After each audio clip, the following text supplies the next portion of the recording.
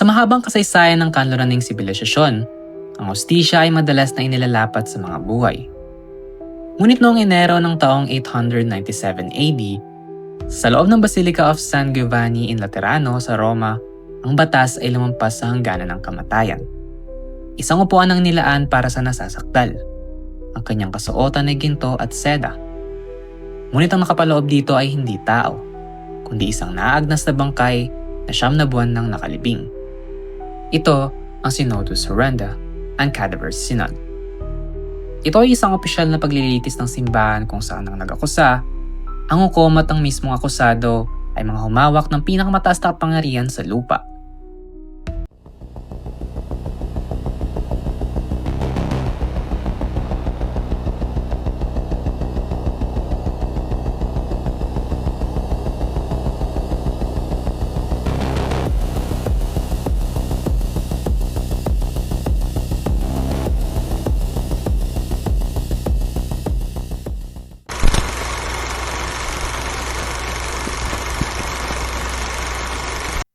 Upang maunawaan ang rurok ng kapaliwang ito, kailangan tingnan ng Roma hindi bilang isang sentro ng pananampalataya, kundi bilang isang pugad ng maruming politika. Ang huling bahagi ng ika-9 na siglo ay kilala sa kasaysayan bilang Saeculum Obscurum. Ang trono ng isang pope ay hindi nakukuha sa pamamagitan ng kabanalan, kundi sa pamamagitan ng espada, ginto at impluwensya ng mga paksyon.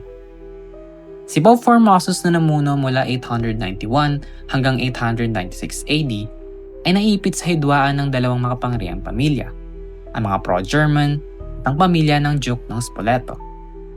Sa kanyang pamumuno, gumawa si Formosus ng mga desisyong politikal na nag-iwan ng malalim na sugat sa kanyang mga kaaway.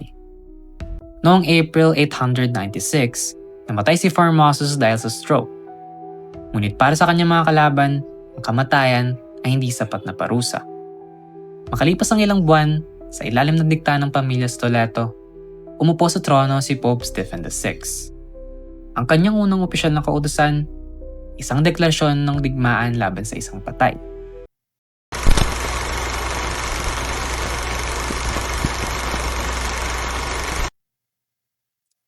Sa utos ni Pope Stephen, ang libingan ni Formosus ay binuksan. Ang naagnas na labi ay binihisan ng papal vestments, nilagyan ng tiara sa ulo, at tinali sa trono upang hindi ito matumba sa harap ng tribunal. Nasaksihan ng mga kardinal at obispo ang isang eksenang tila nagmula sa isang masamang panaginip. Si Pope Stephen, naubod ng galit at paghihiganti, ay tumayo sa harap ng bangkay at nagsimulang sumigaw. At sinabi niya, "Bakit mo pinasukan ng trono ng apostoliko ng may ganitong kasakiman? Bakit mo nilapastangan ng batas ng simbahan?" Ang bangkay, sa likas na yugto ng pagkabulok, ay nananatiling tahimik. Upang magpatuloy ang moro-moro, isang kabataang diakono ang sapilitang pinaluhod sa likod ng trono upang magsilbing tagapagtanggol ng patay. Sa bawat hiyaw ni Pope Stephen, ang nanginginig na tinig ng diakono ang sumasagot ng "Hindi ko kasalanan." Ang hangin sa loob ng katedral ay naging lason dahil sa amoy na nabubulok na laman, ngunit walang sinumang kardinal ang nahangas na umalis. Ang takot kay Stephen ay mas matimbang kaysa sa kanilang sikmura.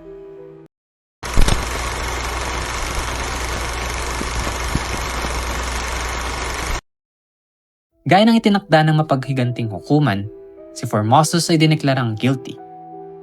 Ang lahat ng kanyang mga ordinasyon at direkta noong siya ay nabubuhay pa ay pinawalang bisa. Ngunit ang kasaysayan ay mas lalong naging marahas sa huling bahagi ng hatol. Inutusan ni Stephen ng mga executioner na hubaran ng bangkay. Pagkatapos, pinutol ang 3 daliri ng kanang kamay nito.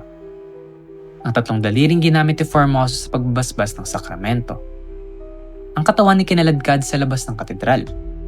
Dumaan sa mga putikang lansangan ng Roma na pinapanood ng mga nagugulong mamamayan, bago ito marahas na inahagi sa ilog Tiber. Ang mensahe ay malinaw. Si Formosus ay hindi lang pinatay, siya ay binura sa kasaysayan.